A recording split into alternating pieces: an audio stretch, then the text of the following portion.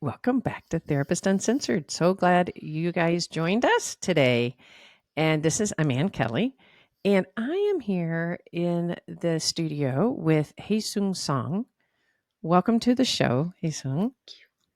Thank I'm you. I'm excited to be here. I'm excited too. So you are a first generation Korean American, and you have just written a book about your experience growing up as an Asian minority in Yes. America. hmm And I heard you speak at a book conference, an independent book conference, and I was so moved by your journey. And I only got to hear 8 minutes. So just for Yeah. it was funny. It was about 8 minutes, right? Yes, exactly. We were both at an independent book club, and book meeting, trying to it was like speed dating, right? hmm We got 8 minutes to say about our book, so independent book buyers would be interested in it. And this is your first book, right? It is. It's my debut book, and it's a memoir. Yes. Yes. Oh, actually, tell us the title. Yeah. The title I'm so excited by. It's called Docile: Memoirs of a Not So Perfect Asian Girl, and I titled my memoir Docile because of its racialized, gendered term to describe stereotypically Asian American women. Yeah, that's what touched me so much. And I approached you like, I want you to be on the podcast because there are so many people growing up and living in America or in many areas of the world with these kind of pressures of racial stereotypes Yep. that you've experienced. And um, we have to hear first person experiences to really understand it. And just in the few minutes that I got to hear you now, I've been reading the book and I love it. I mean, really, you're just a great writer. You guys are going to hear of her. Like I'm going to get to say I got her win, just because it's a really well written book. It's very it feels like you're reading fiction. It doesn't feel like I'm going Mm. to tell you what it was like. Right. You you help us live the experience with you, Yeah, thank you right? so much for that. I mean, it was very important to me to write my story, but I also wanted it to be as propulsive and sort of a page turner. So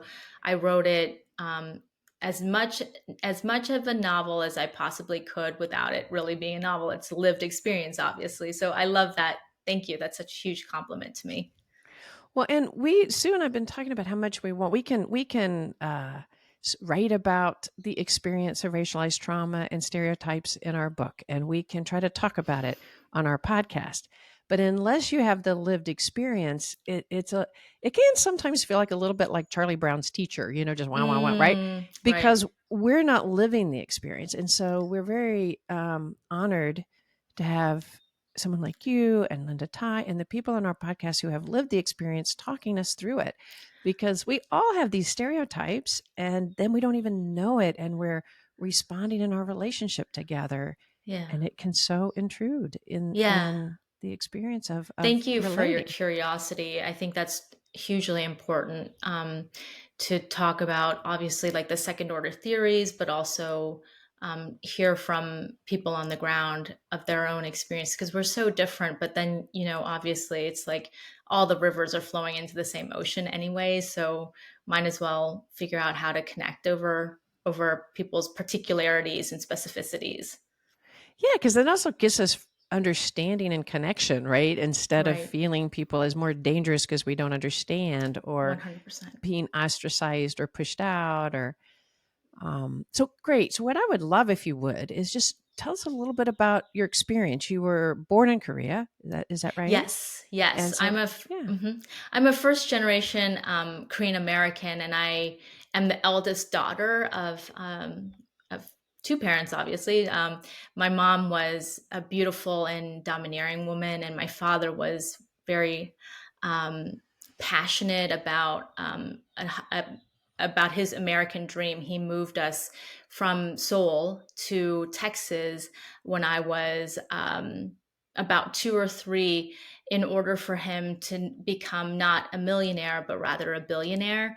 He wanted to come to America and escape what he thought was the rigid caste system of Korea, He and my mother were very well educated, but he didn't come from a particularly wealthy family, and he wanted to make it big. And he really bought into the notion of the American dream, the Horatio Alger self-made man myth, and these are myths, as you know, like these are just Right. because you work really hard doesn't mean that you're going to earn and deserve the things that you earn. It doesn't work that way. So he came and he immediately started working, doing get rich quick schemes, but also working very hard on businesses that I think just the luck wasn't there to get these businesses off the ground. I remember uh, my first big memory of my father starting businesses was we were the three of us, my mother, my father, and me, just selling fake Gucci's on the side of the road. In like I think it was like on off the side of FM 1960, and then another one where my father bought a big piece of land and developed it as a junkyard with a furnace that was going to make aluminum ingots. So he used um, a lot of scrap metal, bought scrap metal, like went around places, junkyards, other places where they sold scrap metal. And he was buying that to smelt basically and make into aluminum ingots and sell them. Very backbreaking, hard work. And Right. unfortunately, the main turning point for our family came very soon. When I was about 7 or 8, my parents inevitably went bankrupt, and we moved to the wrong side of a white and wealthy neighborhood in Houston, um, where my father was continuing to do some of his sort of shenanigans, but my mom basically she was doing the she was the breadwinner for our family and worked at a hospital as a She was a nurse. nurse. Yeah. Yes, she Yeah. was a Yeah. nurse. That's Yeah. interesting. Yeah, so Hmm. that was the main sort of catapulting out of this sort of dreamland where we lived in Sugarland, Texas, and we lived in American Dream House, an idea of an American Dream House where we had picked, this house out of like a catalog of 8 American Dream houses, and we lost the house to the bank, and we moved, to an apartment in a very wealthy neighborhood in Houston, and I went to school, and I had an amazing epiphany that all these white students in my new school did not see me as one of them. That on the first day of my school, somebody raised their hand and asked if I knew how to speak English, and the experience of really appearing to a bunch of other my peers as somebody who was a foreigner in my own country was something that was a huge epiphany for me. And I decided then and there I was going to try to earn my visibility. Again, we're talking about American dream language, earning the things that you want to have. Like, so I earned this visibility in white society, and also in my family that was very eccentric. My father was eccentric, my mother was trying to hold things down, and I became a great student literally overnight. I just decided I was going to be a great student that was going to please my American constituencies and my Korean constituencies. So you feel like that moment, like you came here when you were 2, and so just Yes. growing up here, you didn't necessarily. I mean, I guess your body implicitly recalls Korea and being like one of individuals that look like you, etc. Yeah. But you really your entire life up until this point that this is your country, and you are Yes. part of the country. And that one moment when they say when this little girl raises her hand and says, "Do you speak English?" It sounds like it just hit your body in a It really hit my very body. Yes. yeah. So can If- you unpack that just a little bit more? yeah. Like, because I mean, I don't know if all the listeners out there though, but I'm from Houston. Like, I could have been that little girl so easy and having no idea the impact I was having on you. I can completely imagine at that age and that time with that ignorance raising my hand and just assuming, and I'm not saying that I don't still have ignorance, but I could, so much so that you're going to help unpack for me. But I can imagine being that girl in Houston doing that. And it really seared something in your body It that's totally transformative. did. And I love that you use the word implicit because it felt very explicit to me to live that that experience standing up. It's already vulnerable. My family had Mhm. lost everything. My mother was trying her best to put a good spin on it. She was saying that, this neighborhood that we were moving to was going to be really beautiful. It was going to be more beautiful than Sugarland, which was like all little spindly saplings of trees because it was just being developed. Whereas Mhm.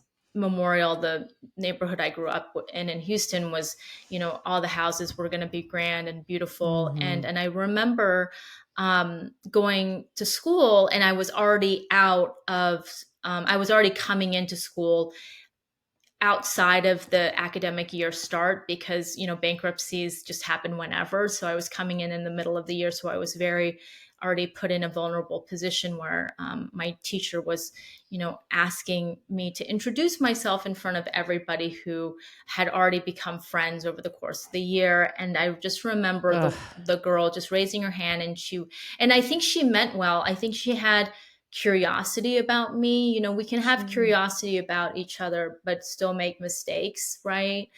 Right, and she's Um, just, like, going with her internalized things that she's been taught by her totally. family and not and so Yeah, she's not but the and I oh, wow, just even stopping for a moment, I think so many of us can just not even having all the trauma that you've just been through, right? You're talking about the trauma of losing your home, the pressure that you're feeling from your parents, all your parents are holding, and just the nature of having to be new in a school and stand up and talk about yourself is already so scary, and then you had right. all of that other laden on top of that. That was really must have been really scary to stand up.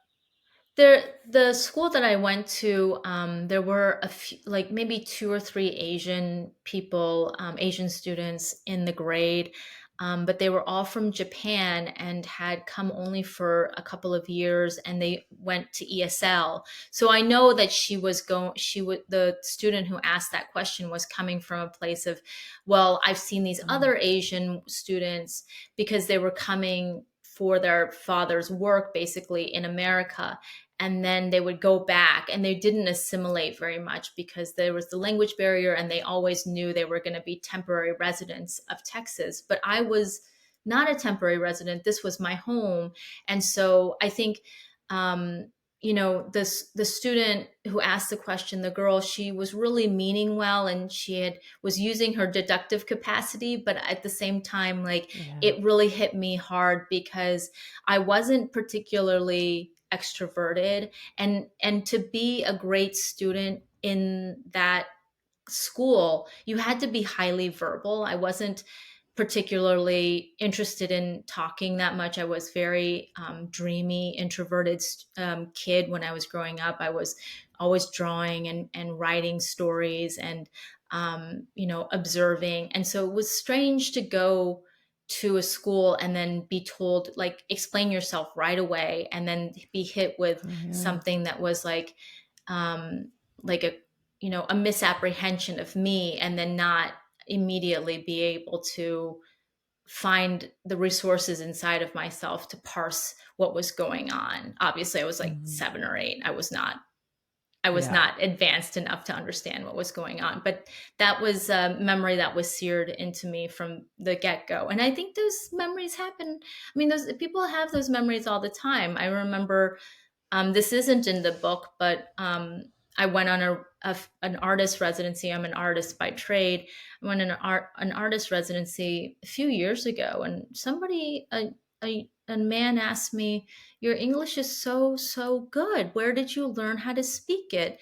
And and Mm. and I think those kinds of things that people are thinking about haven't changed that much, and a lot of us Asian Americans, people we're always seen as foreigners, we carry that around, these memories around with us everywhere all the time. And we have to talk about Right. it, even though it seems kind of like a modest racism. It's like it's not, nobody's getting shot, nobody's getting killed. It's just, but we still have to talk about them. Yeah, and it's a place of difference. It's a place not of unity, of joining. Yes. It's a place of I don't understand you, and then you have to explain yourself in a way of rather than two white Americans walking up to each other, they're not saying, why is your English so good? And they might, Yes. who knows where they're from, right? It's Yes, like the exactly. proverbial somebody going, where are you from? I'm like, I'm American, but where are you from? Right. But where are you from? Right. Right. Um, and so that kind of impact on your identity. And I can imagine too, coming to America the way your dad did with that American dream, Hmm. how much that, you see yourself, you're 2 years old, you're growing up, and how people are seeing you as not belonging, as not Yes. part of the system. Yes. Yeah. Yeah. And I think on the flip side of things, my mother and father were always very fast to tell me that I don't belong, that I am, Oh. my racial identity had nothing to do with America, that I was a Korean that happened to live in America, but I was a Korean all the same.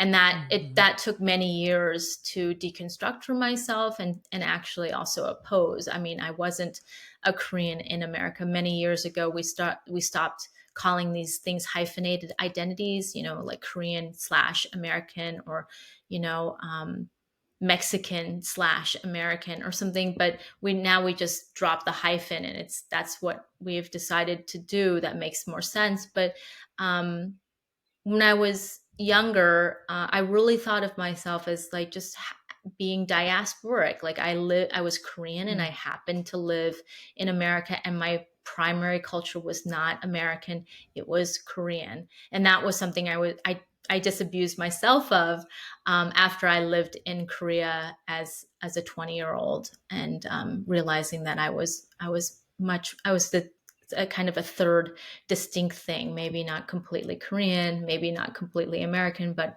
Korean American, something very special, something distinct, something that I was learning and eking out for myself. That's really powerful because what you're saying is like, I think of Kenneth Hardy saying the psychological homelessness. There was a way, no, you're not actually American, you're Korean. Yes. And then you go to Korea, and we'll hear more about that. I really want you Yes. to kind of describe your process. And Sure. then you're thinking, but wait, I'm not, and so but the journey of finding your voice and yourself as a Korean American is really vital and important, I imagine, like finding who Absolutely. you Yeah. are in this Yeah. process is just such an important part of finding your voice and your space Right. as you. Yes. Yeah. Yeah. Well, tell us more about your journey. So you were saying earlier that that experience in that school changed you, and you started to make a vow, like I am going to become. I think you said I don't know if you said it here in your book, but the kind of the model Asian American myth, or the model. Yes. Tell Yes. us a little bit more Yeah, about I that. think I don't ever talk about the model minority myth in a second order fashion in my book, because I honestly, when I was a kid, I didn't know what that myth was, never heard of it. And the myth is the idea that all Asian Americans are docile, STEM excelling tryhards who are can be counted on to maintain the status quo. It's this idea that all Asian Americans are submissive. They can be great employees, but they're not visionaries. They're not creative. It's just this BS about what we are like. Especially, I call it BS because there's something like 43 ethnicities that are included underneath the Asian American umbrella. There's so many different kinds of Asian Americans, and we're all coming from different places. So it's just a shorthand that we end up having to submit to because we actually live in this country. But really, in the world, the moniker Asian American doesn't make a lot of sense.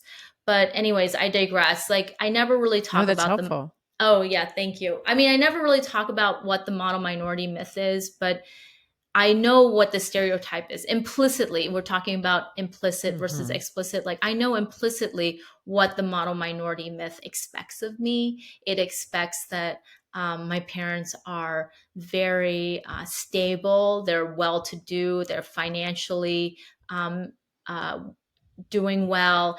And I kind of use that to hide all the ways my parents are not model. I mean, my parents are not financially doing well. They are not well to do. My parents are struggling financially. Um, But being a great student helps my mom. Like there's something I'm sure you saw in the book that my mother and I are very psychologically intertwined, too psychologically intertwined.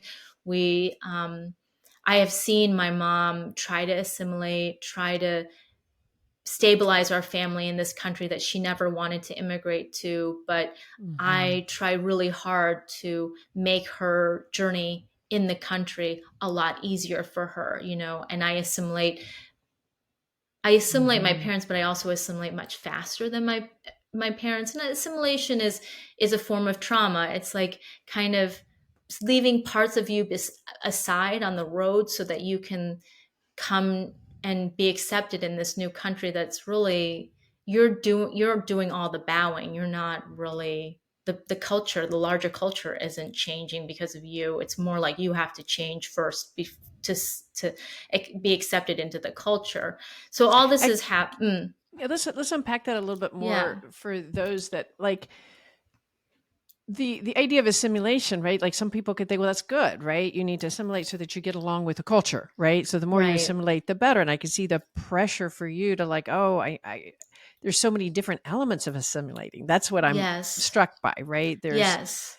do you assimilate and give up your sense of self? But then also when you're at home, I imagine with your parents saying, "No, you're Korean, not American," Yes. that you Right. then had a process of your own assimilation back into your own family about, I need to fit in as a Korean here and as American there.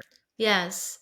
And I think that that's why immigrant kids, especially the oldest immigrant kid, like if they're first generation or what they call 1.5 generation, like they came over with their parents, but they're assimilating into their school culture, the American culture, why we're so good at code switching, why we are so good at um, observing people, people's unspoken mores and kind of passing, that is all comes from like those muscles in our brains and bodies where we are able to see what is happening and like kind of balance the competing interests, because there's always the interests of your family that want one thing and the interests of the greater culture that wants another. And being able to kind of balance that, it's a huge laborious work that is Oh yeah. exhausting. And but And I takes think such a mental toll. it I mean does just take a mental toll. right, because you're holding like that sense of defense in a way. You kind of always have to be, as Sue and I talk about in our book about secure relating, it's like we talk about like systemic insecurity. It's not you being insecure, but you Right. have to stay in an element of protection and defense in order to be able to adapt to the both experiences and all the experiences in your world rather than being able to be inside your own body. You're always having Right. to be outside kind of Right. observing, and you mentioned code shifting. Maybe you could unpack that for any listeners that don't understand what you mean Yeah, by I that. mean, code switching is just basically understanding that any kind of micro environment that you're going into has its own culture, its own like sort of infrastructure scaffolding, and that you go into that place and you immediately decide you are going to switch into and lock into the expectations and the code that they are legislating for you. And I don't even, maybe Mhm. legislating is a little bit too strong, but that's the thing that is actually in the water for you.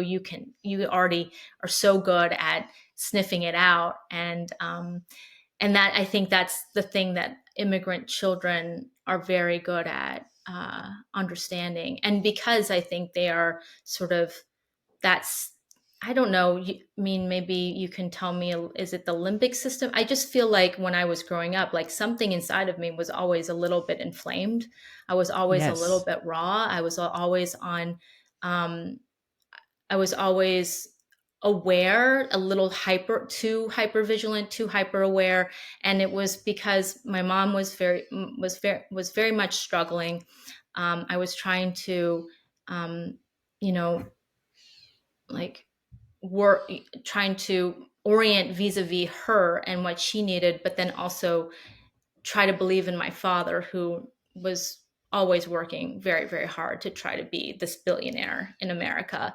and then go Mhm. out in the world and do what it took to be seen and not be denigrated as just some docile Asian woman or docile Asian girl.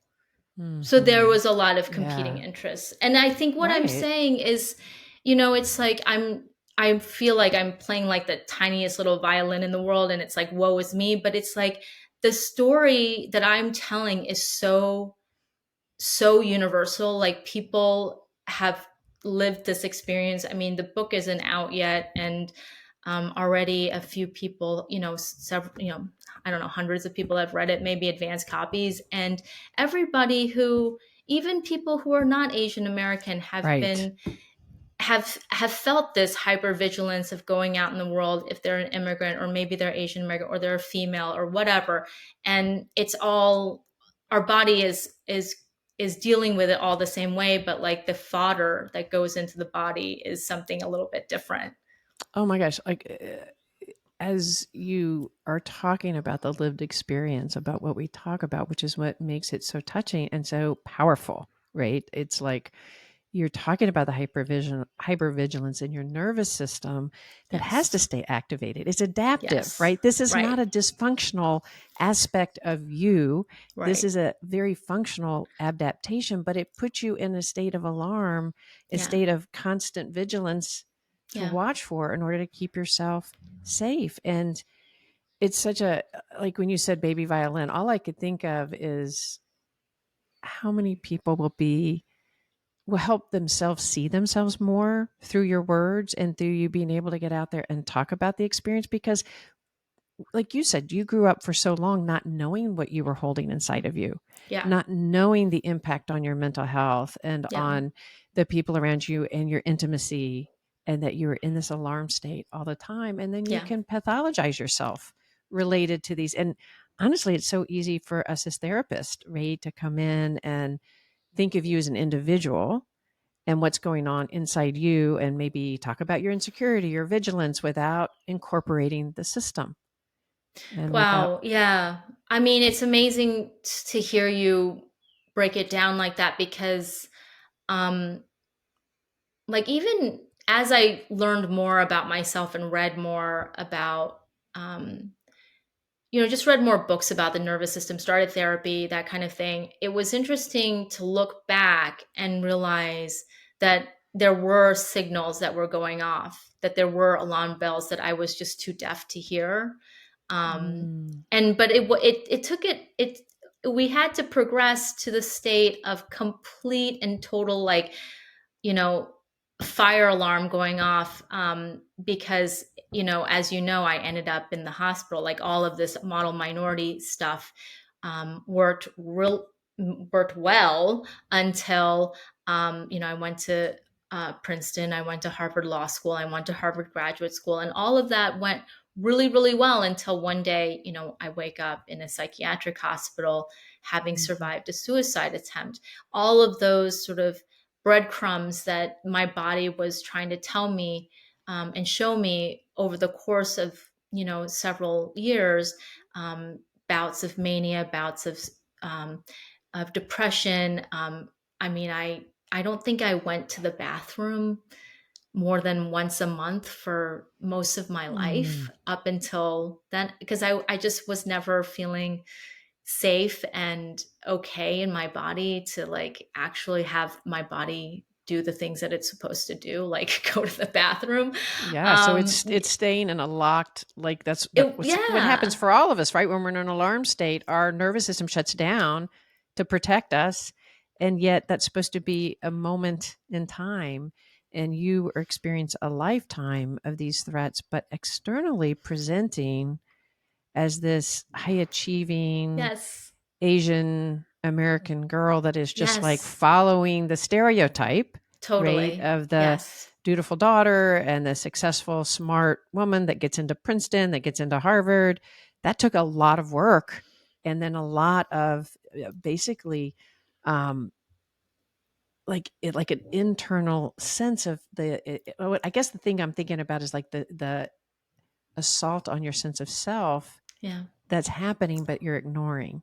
What were Yeah. the signs? I know you said there were breadcrumbs. There were So walk us breadcrumbs. through Yeah. those. Like kind of take us When, through a journey that then yeah, you ended up with a suicide sure. attempt. Um, my high school, my last year in high school, I think that I had worked so hard trying to achieve the gold standard that my parents, that my mother, my father, I don't think cared, but my mother really cared, the gold standard that I was trying to achieve in order to gift it back to her. Mm, Um, and that was to get into Harvard because my mother had always said, well, I went to the Harvard of Korea, so you have to go to, Harvard in mm, America. And so, and I remember working really, really hard and kind of not coming to a wall with understanding like, what was the point of all this? Like, it's not like I never slept. I worked all the time. I was at school like mm. 14 hours a day.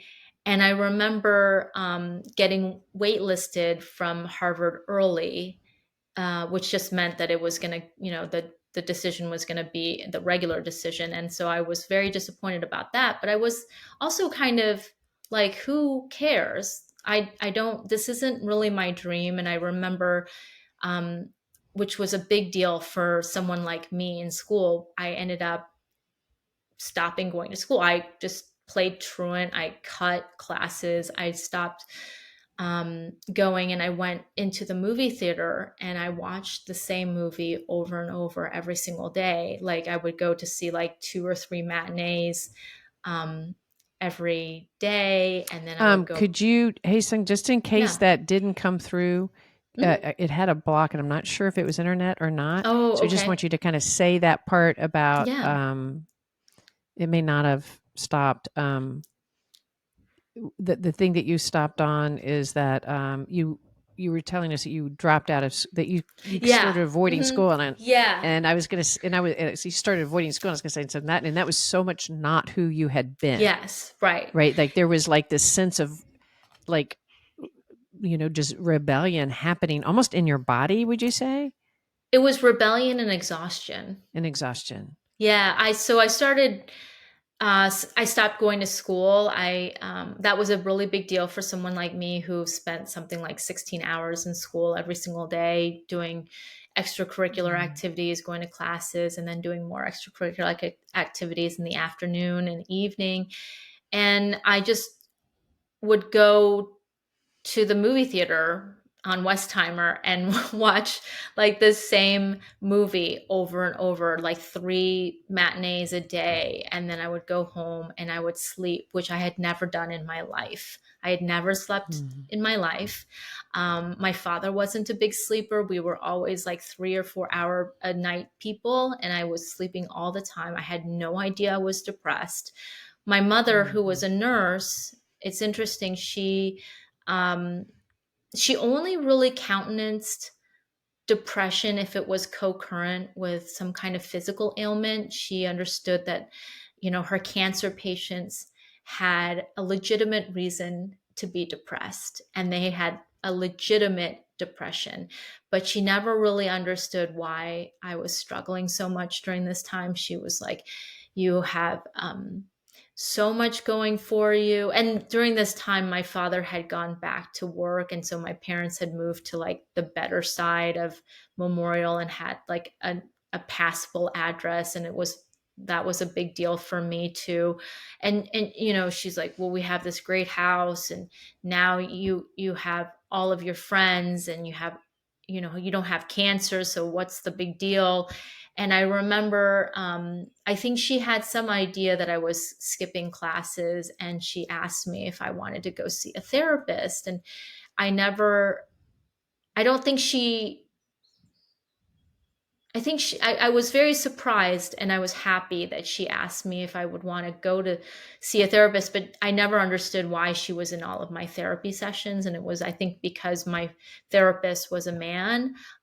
Back then, Mm. HMOs really only paid for like 3 to 6 therapy sessions a year back in the late 90s. And so we went to twice, and we went to this great therapist, but he was a male, and my mom was never going to let me sit in a So room alone with a male. she came into the sessions with you Yeah. and sat, so that I can imagine also. I was thinking as you were saying, I mean, it's pretty amazing that your mom recognized you were depressed, right? Because Yes. that's so easy to like, but then um I just was thinking, oh, it's at that time when your parents are doing a little bit better and you have friends and you have this house Yeah. that it makes me think almost of the parasympathetic response, not to get technical in here, but you finally No. like now you in a way it- you had a little bit of room to not be holding up everybody else's Yeah. fragility in a Yeah. way because everybody's doing just a little bit better, and I think that happens for all of us. I think your story can relate, so many people can relate to your story, whether they're just even a white woman out there at code switching and having a parent, or any of us having Yes. parents where one of them's an entrepreneur and always going to make it, and Yes. we have to keep this facade going, and we're Right. taking care of our parents or somebody in our lives, and then when they're a little bit better, your system gets a little bit room to collapse. It's interesting. Yeah, I think that's a great point. I'm thinking about like coming back from college after exams and then going completely horizontal and getting sick and having a fever, and it's really Hmm. like when your body can relax. And I think going into, watching matinees of Sense and Sensibility every single day, 3 times a day, that was me feeling a little bit exhausted. It was feeling Hmm. I was feeling existentially exhausted, that my life was very meaningless, that I was very, very alone. Um, Hmm. and so that was one Hmm. of the breadcrumbs, and then I think my understanding of depression was very rudimentary during that time, because I thought, well, I'm going to go to Princeton. I'm excited to go to Princeton, and I'm excited to have an environmental change. It's going to be a place that people are very enlightened, and everyone is going to understand me, and I'm going to be seen for the first time. Uh, and of course, that wasn't the case. Say more. What was the case? What was it like? I think I went to Princeton. Princeton was one of the first places where I was more surrounded by Asian Americans and also Asians from Asia. Um, it wasn't there weren't such a huge population. I think we were 15% of the class, which was um, better than the American population, but maybe like not as populous as, say, like Berkeley, where so many of the campus was Asian American. Um, I saw myself again, kind of allied more with the white students again, and I think it was because when I went to Princeton, it wasn't the enlightened mecca that I thought it was going to be. It was I Hmm. realized that um, it was like Memorial, but in princely robes. It was just like a lot of really, really, really, really privileged people who had come Hmm. there, and they had had a different trajectory in life than I had.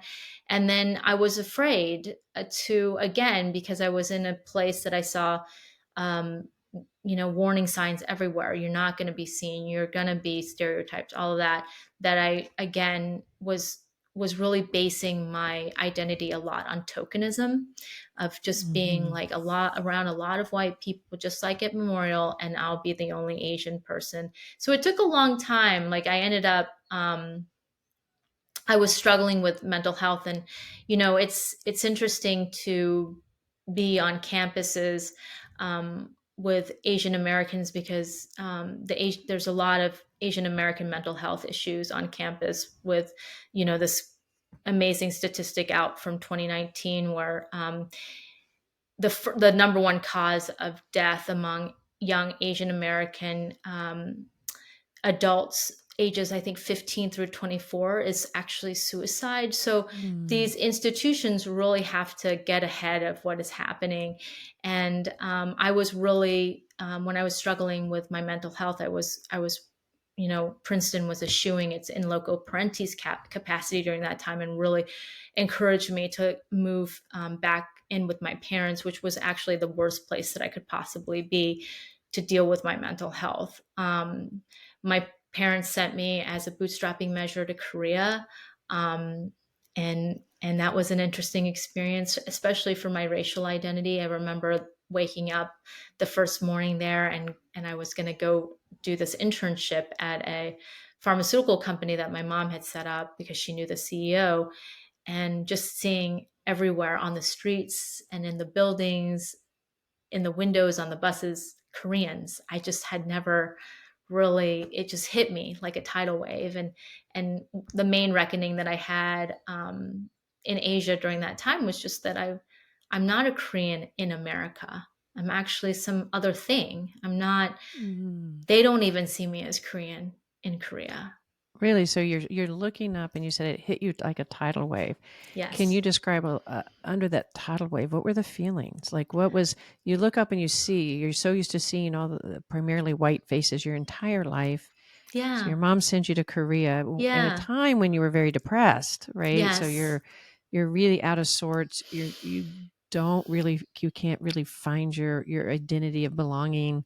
It sounds like you had a lot of internalized shame and Yeah. um about, I imagine, and I think you talk about that in the book, about like this whole like, what's my next step? Here's my identity, but what is that? You look up and you see all these Korean faces. It's a tidal wave because you're feeling what? How does it hit you? Yeah, I think it was exciting to not be the token, not to be the Yeah. minority, to be among all the people that I looked exactly like, that they were like my brothers and sisters. I really felt like these people are my brothers and sisters. I think that was the hardest thing, was Oh, realizing they didn't see me that way. They oh, that didn't would be hard. Yeah. reciprocate that.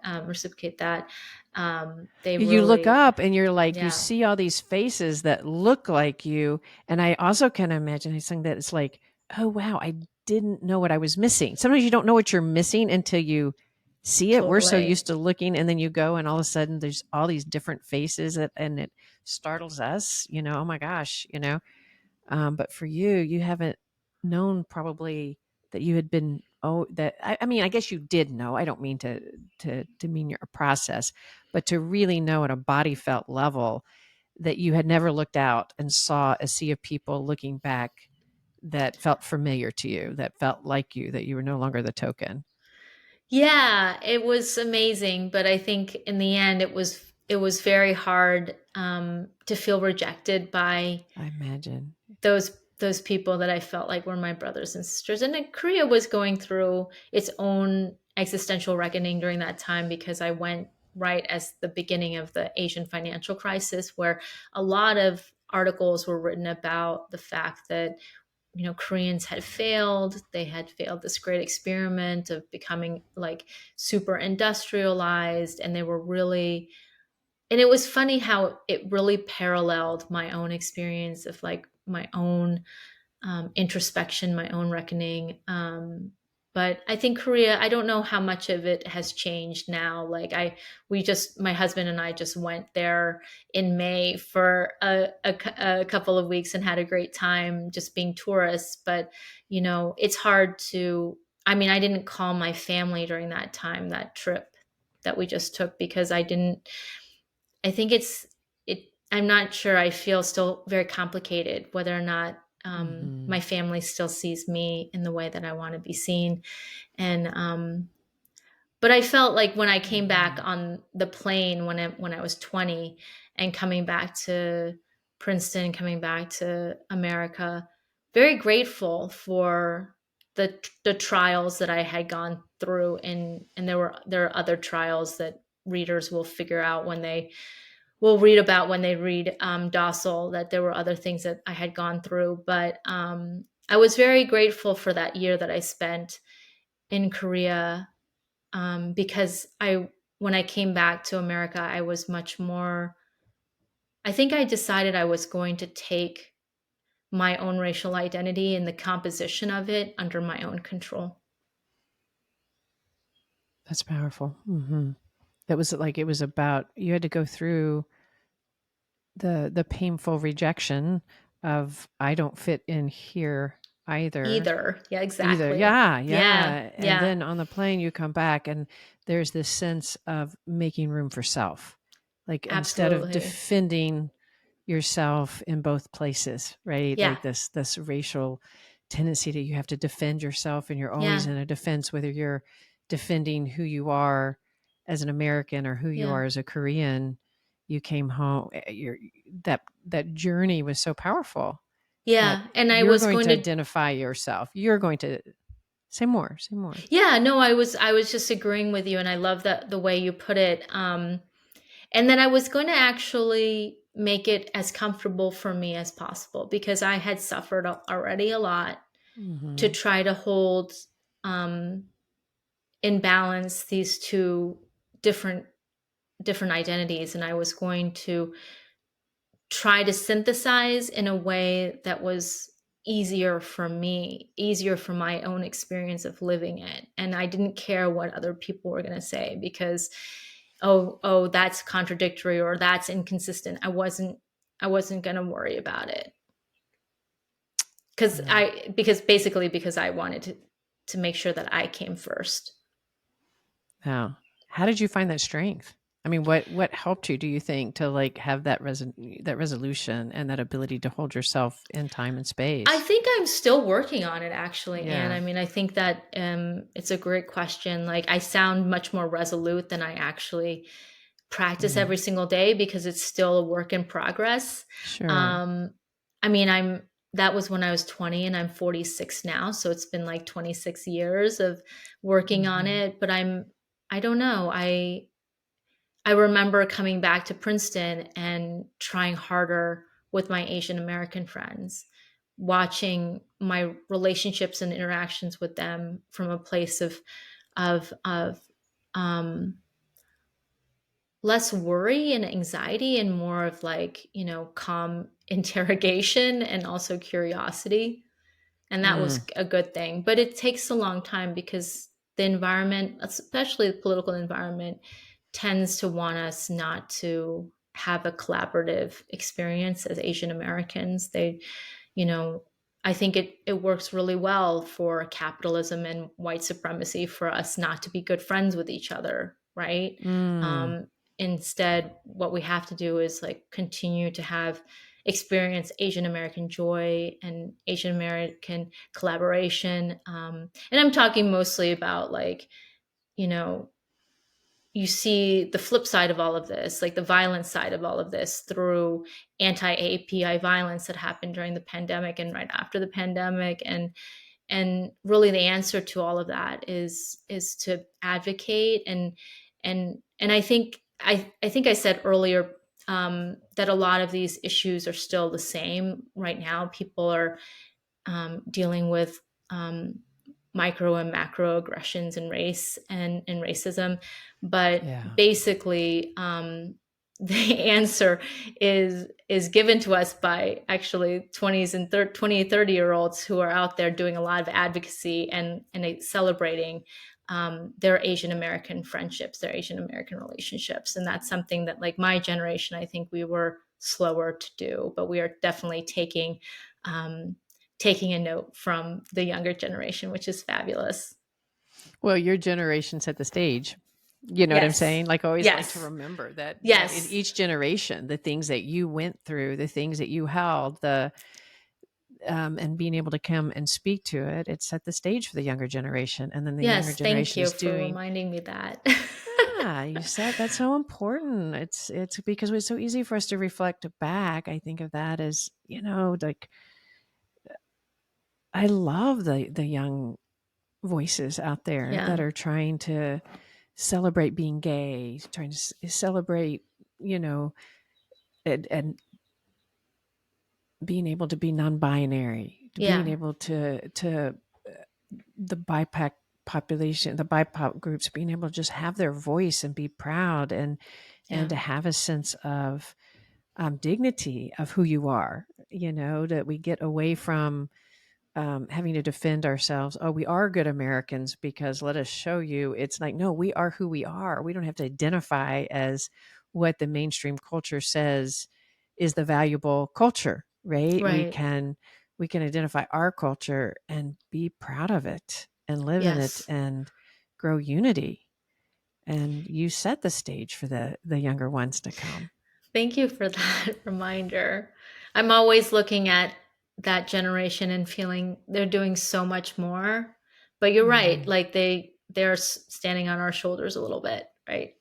Right. And I think the more that they can remember that and integrate that in their work to say we're fighting and, and can challenge us on our presumptions, but also say we also are standing on your shoulders and thank you for Yeah. setting the stage so that we can have more of a voice, because it's not easy when you're, especially when you're, you know, the racialized trauma and stigmatism and stereotyping that you've had to go through.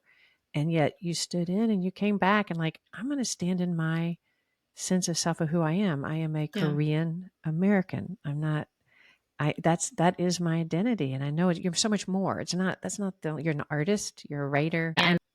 You've been working, like you said, it's a work in progress. None of us are Yeah. there, right? Yeah. But Definitely. you're Korean American, you're who you are.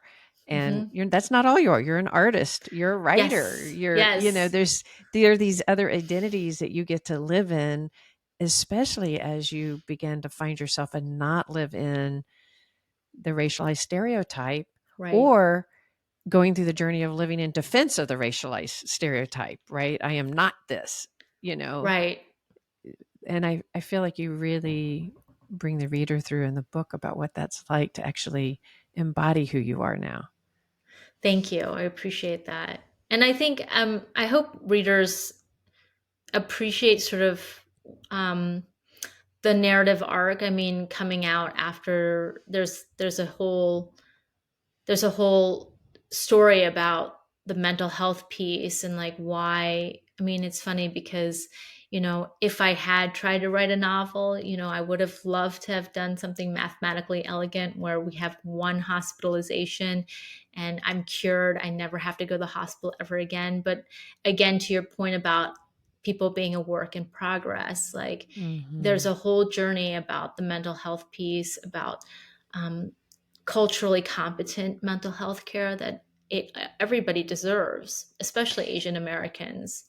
Can you Yes. share? We've been doing a lot of talking on our podcast about this because it's Hmm. so important. Yeah. I don't know if you're familiar with Linda Tai. No. Oh, she's just I'll look her up. oh, she's a I'll look her up. beautiful human being. She's on there. Oh, that's She's awesome. a Vietnamese Australian trauma therapist that Oh, lives oh, yes, I in did. Alaska. Yes. Okay. Yes, you know her. So she's Yeah. but I mean that was the reason I was mentioning that. Jack, give me oh Culturally competent. yes, like Yeah. we did an episode and I really encourage people to listen to that about helping us in the mental health field. And she Mm, has talked about, well, it's also about liberation psychology and how important it is.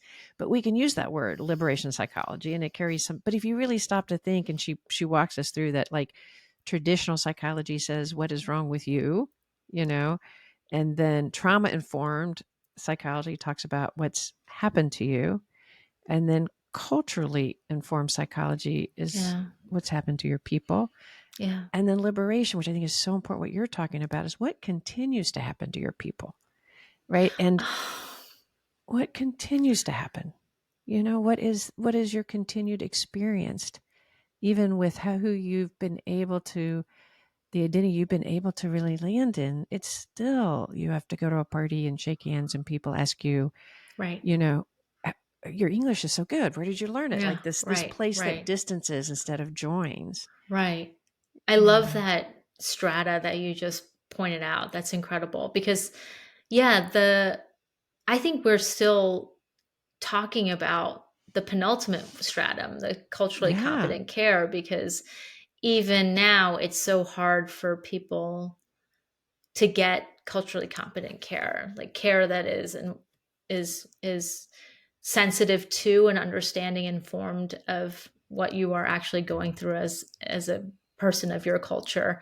And Hmm. it took me a long time. I mean, it took a long time to get the right diagnosis, partially because I wasn't getting culturally competent care. Like, it's interesting to think about how my parents really didn't want to get me care because it was really hard for them to to face that I was having these mental health problems. But then being in institutions in my 20s that were able to like provide that care and like were the entrance into that care, but that the bias would follow me into medical Mm. environments, and would complicate the care. It took a lot longer for me to be sort of um, find my people who were informed and sensitive and Mm. could get me the real help that I needed. But I'm excited for people to read that part of the book because it felt a little bit like a murder mystery to me when I was living in it. I really felt like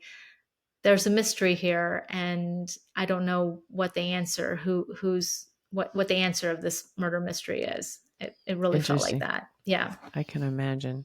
If you were, I know we're going to need to wrap. I could talk for another hour with you so easily. Me too. Um, but if you, since you do have the ears of many therapists out there, and they're all over the world that Mm. listen, Yeah, that's amazing. if you could, I mean, I don't want you to reveal any of the murder mystery. You have to get the book to do that. But if you could, if you could have whispered in their ear during that Mm. time that you Yes. were going through that, that could have helped them see you, what would you, what would you whisper? What would you have them hear? I am not as I present. Say more. Like I am I am hiding things without even know I'm hiding things. And this goes back to our earliest point about using the model minority myth to hide behind, because the things that I was Mm. hiding behind, model minorities are not poor. Their fathers do not want to become billionaires and are screwing it all up. They are not mentally ill. They are Mm. not those things. But I think that a lot of the therapists, a lot of the places that I went into for help, these people were trying really hard to help me, Right. but I think they could not see past this cloak that I had up too, that I was holding up, which was this model minority myth that I am not as I present, and So people, they were believing, I they think were so. believing the things that you were unconsciously like projecting, and they Yes. weren't looking deeper. So the word would be, I'm not how I present. Yes. And I think also, and I mean, that's such a beautiful question too. Um, when I was younger, I didn't understand that therapy is also, there's like a construct of therapy in the way that you work in it. There's also a code and ways of just ways of explaining your own experience within the therapeutic model or whatever. I'm using these words not really understanding. I'm Hmm. not probably not using these words particularly well, but I think you understand as a Yeah. therapist what I'm trying to say here. And I think when I was very young and going into therapy for the first time, I didn't really understand how to talk about my symptoms. It took many, many years of like being in that system, that construct, to explain in a way that was much more representative of my own experience. But that was a skill that I had to learn. And I don't know if you would agree with that or if you see that in your own experience with your Oh, patients. definitely. You do? Hmm. Okay. Yeah. Yeah. But Yeah. it just took a long time. So I think that was easy for when my skill set was very, very bleak and weak. I think it was Hmm. easy for the therapist or the medical provider who I was interacting with to project on me because I wasn't really in a good spot yet with explaining what I was going through. Hmm. Oh, yeah. No. And for therapists to really know that there's so much more under the surface that you don't even know, Yeah. instead of just looking to you for the answers about what's wrong, like with your mother, why are you depressed? You have it going so well. And you could think of yourself like, yeah, that's true. This seems ridiculous. Like, but I Yeah. think what you're saying is also you didn't have the language to know how to talk about it. And that as a young girl, coming in, being able to be seen in that way and guided and helped in Yes. learning to see what therapy is about and how it could benefit, and learning how to talk about the internal feelings and being able to put things in words is not natural, especially in somebody that's been brought up in a family where you are, you know, really working hard to be the good one and the one that Yeah. stands for everybody to say this venture here to America is worth it, right? Like you do talk about that in the book, about some of the things you held for your parents. And especially, I think it was your mother, that you felt like she had done such sacrifice for you, Yeah. and she would remind you in a way of that. And so Yes. that pressure that you would hold to to uh, to push away the acknowledgement of depression, or you even said Hmm. you didn't know what depression was. How do you talk to somebody to really say this is what happens sometimes? Yeah. Yeah, Right. that's really powerful. That's honestly is one reason why Sue and I wanted to write our book, was because we wanted people to have common language, to Yeah. have language, Yeah. so that, because language is so important, and when we can So talk, huge. it's Absolutely. huge. Yeah. All right, Absolutely. I'm gonna steal you for two more questions, and I'm gonna let Yeah. you go, because I think your voice matters so much. Thank you, Anne. What would you whisper to yourself Hmm. if you could talk to your younger self now, or if you were talking to those? You talk about the voices that are out there for the younger population, and that's true, but it also depends on where you live and what Yeah. support system. There's a lot of people that don't that a lot of young people that aren't surrounded by people that can support them having a voice, that are experiencing the kind of racial stereotyping and trauma that you went through, and the identity, finding your own voice. Is there anything that you would whisper to yourself if you were that age now, or to somebody now? Yeah. Um, Or not whisper. I don't know why I'm saying whisper. Sit I down and I talk, have a I conversation. would shout Yes, this. I was like, I why are you would whispering? shout. And Anne, thanks so much for that question. When you were talking, I was just completely tearing up. I would say you Hmm. matter. You matter. Yeah. It just, whatever you're going through, you matter. And I think that was it's interesting to have the book out too, because the book is like, who am I? I'm not someone famous. I'm not Right. someone who's particularly anything, but I matter. Like my story matters. Um, we all matter. And it just seems, it's interesting because I didn't think that that's what I was going to say to your question, because, um, we tend to hear this refrain a lot, like you matter, because maybe for the last several years, maybe from Black Lives Matter, or allied Mm. efforts from people who are advocating. But I actually think, and I think because we've heard it so much, maybe it's lost its power. But I think for me, as a just a person who's out there living their lives, um, and wrote this book, and looking back to the child me, the younger Hmm. self, I don't think that I thought I mattered that much. I really don't. I think I thought I was Yeah. trying to serve and Hmm. be, as you said, the answer to my parents' sacrifices. That is all Hmm. very extrinsic stuff. It's not about building an understanding of yourself intrinsically as an Right. essential person, um, in a framework of enoughness, and, Yeah. and and of loving yourself unconditionally. So I would say my answer to your question, your beautiful question, is you matter. Mm. That makes me tear up. It really does. That really does, because that's the core. Knowing you matter is the key to belonging. It's not.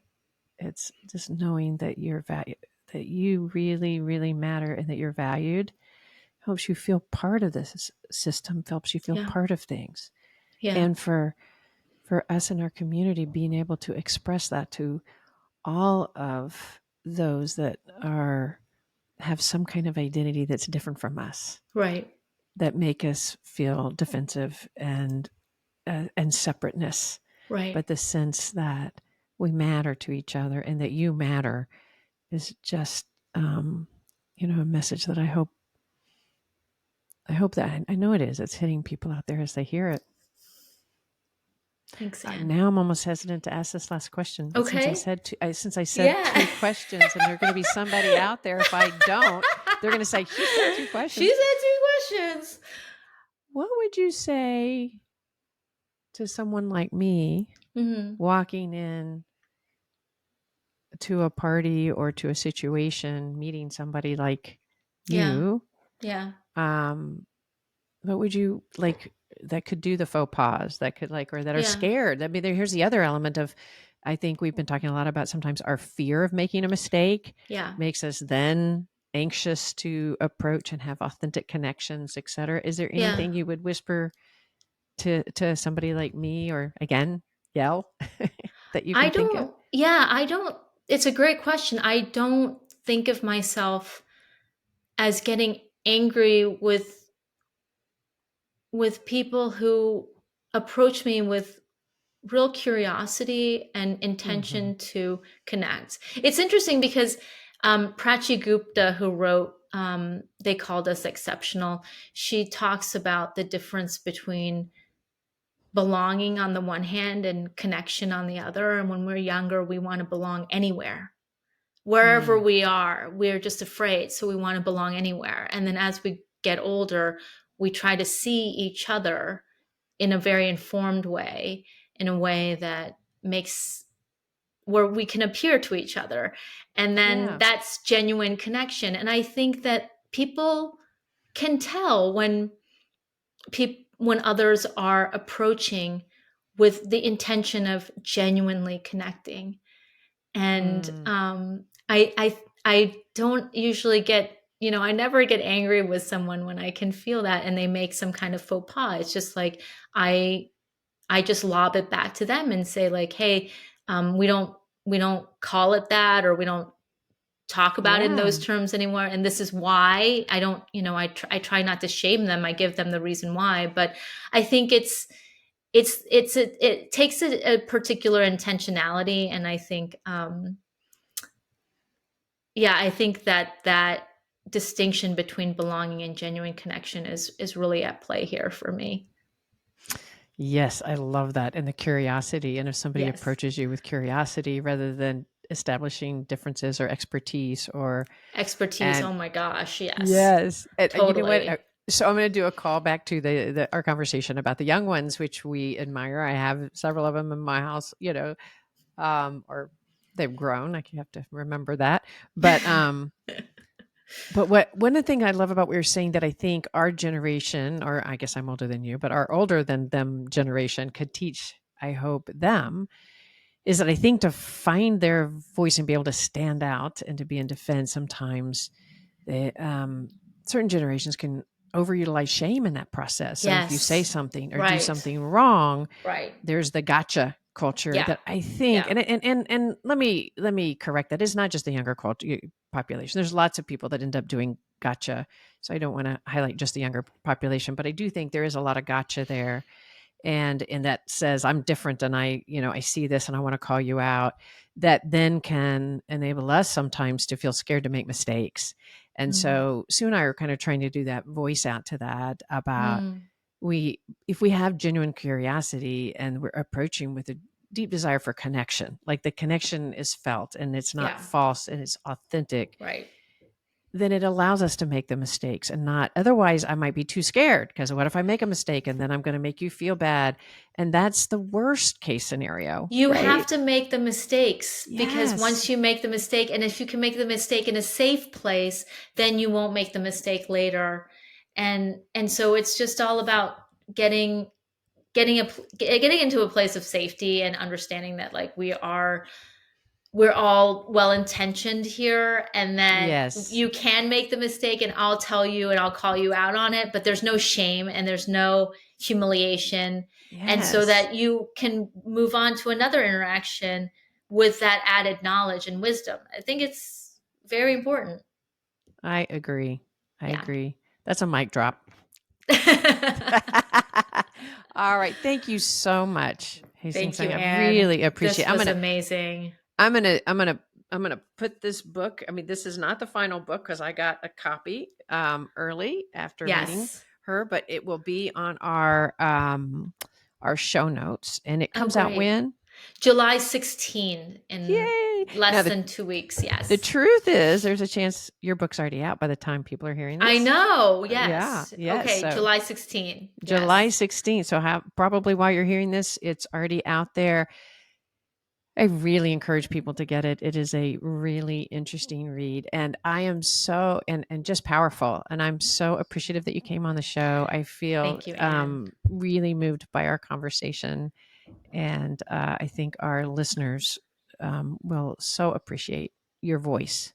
Thanks so much for having me on, Anne. It's just been a huge pleasure. I really appreciate it. All right. Well, thank you guys so much. If you find this information, send this on, would you? Because we need these kind of voices far and wide. So take this, share it.